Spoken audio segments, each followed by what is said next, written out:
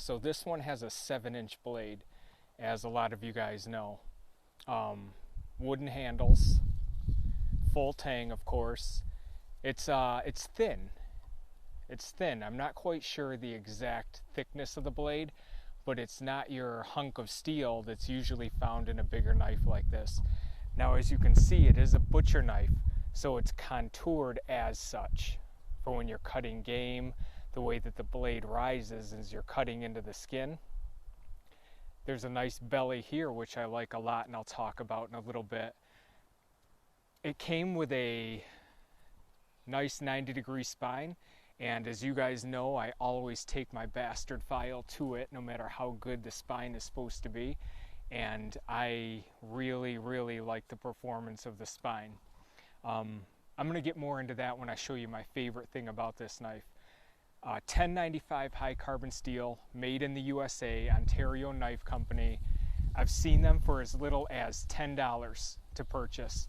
I got this one from the Pathfinder store with the leather sheath, which is actually pretty nice. It has a ferro rod holder on it, and they included a ferro rod on there. I mean, I have a ton of ferro rods, but I'm thankful for that. Fits perfectly into the sheath. I like it a lot. Takes the patina really well, just like 1095 high carbon steel usually does. I'm not sure if you can see that okay. And I put a razor edge on there. I put a shaving sharp edge on there. So let's do a little bit of testing with this. I've been using it for maybe a week now. I've had some fun with it, and let's show a little bit of what it has. All right, guys, just some simple bushcraft stuff to start out. I found some harder wood because I wanted to see how it's going to perform on the harder wood. The length of the blade gives you a little more leverage to hit the end.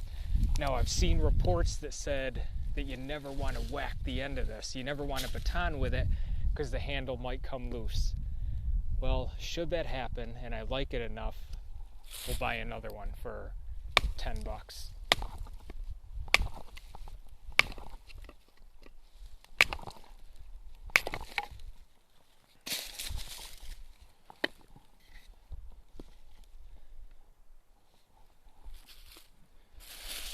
I really like the leverage. Sometimes when you're batoning with moras on smaller wood or mid-sized wood that you should with a mora, it's hard to not hit the spine. This one, you have a lot of room right there on the end.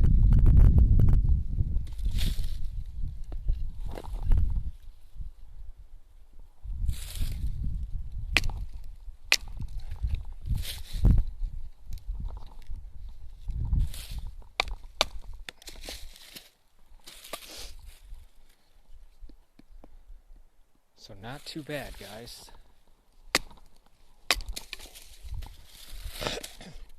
It's not light wood, I'll tell you that. This one already has a crack in it, so let's take advantage of that.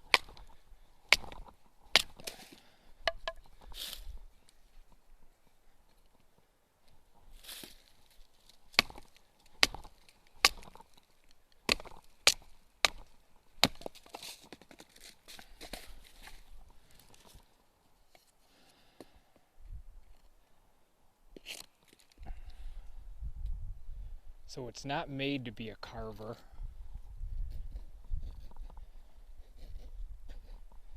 Let's see what it's got.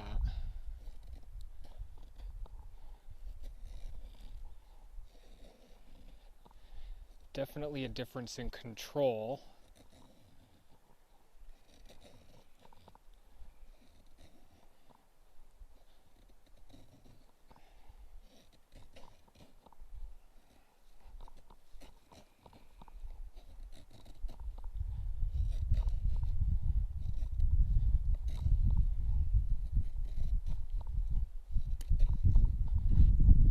Definitely different than carving with a 3 to 5 inch blade.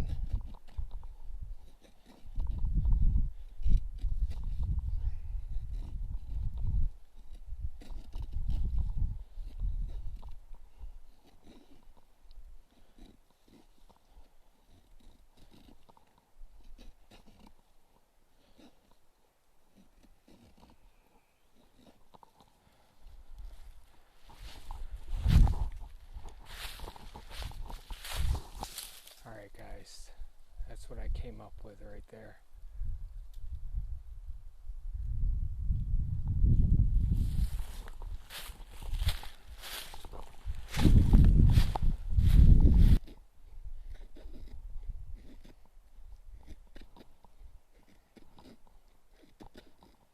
So this isn't going to be your main carver, but if it is, you can definitely feel a little bit of a hot spot right here.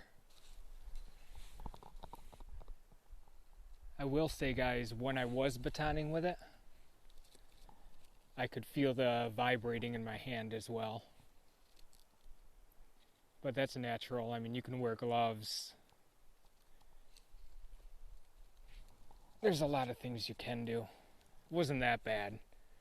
It's just compared to some other thicker knives I have, I definitely did feel leverage is a little bit different with a bigger knife.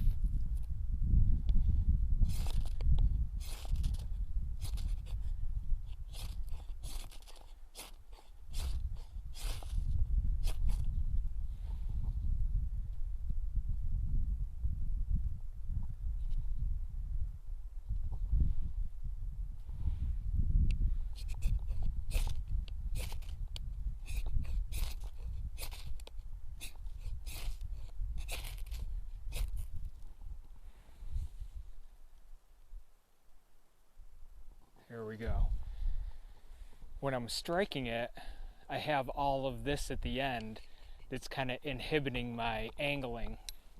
It wasn't bad. I mean, as you can see, it still works. I can see how it would work really well with the throwing method. But I'm not really a big fan of the throwing method, or I just don't use it a lot, so I'm not quite used to it. Either way, the spine works fine, whichever way you want to use. It just took me a little bit longer. So that's about pencil size. I want to make it pencil lead. I can put the belly of the knife right there. Usually the smaller knives, when you set it, you're here. But on this one, you can lift it a little bit, give yourself some leverage, pound it down some more. I don't have a very good base here, it's just dead wood.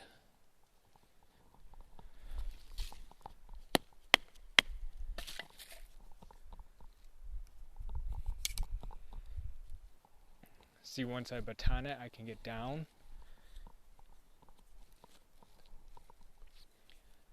So once you have your pencil, you're going to want a little smaller. You can get even smaller using the belly. See where that is on the belly right there? The belly is the only part that sunk in. This gave me leverage. Whoops, just went flying. And then I can get the smaller sticks that I want. Even this small.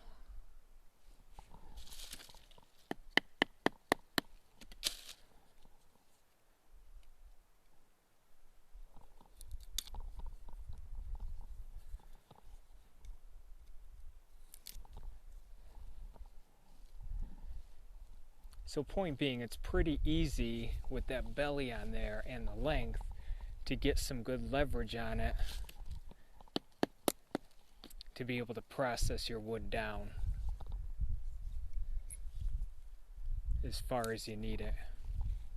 These little pencil size are always good to have. So let's get some char cloth here.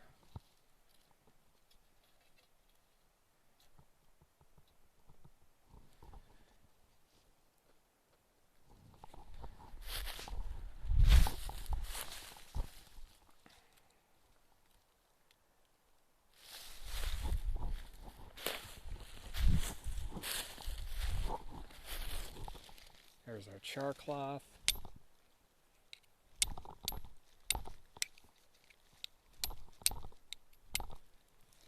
Here we go.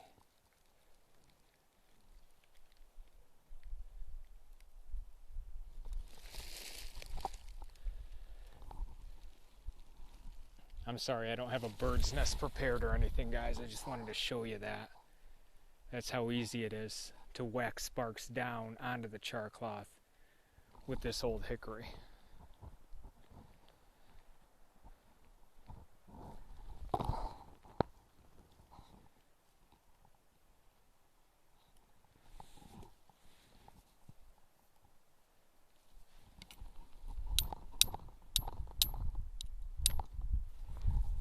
it is again.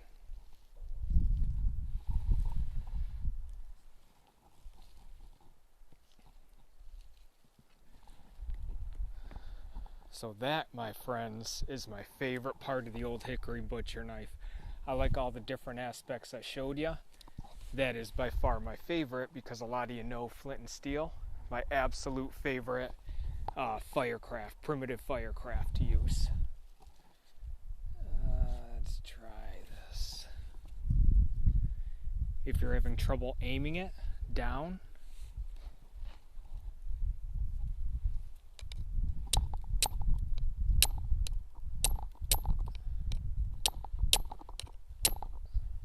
set the Old Hickory just like that.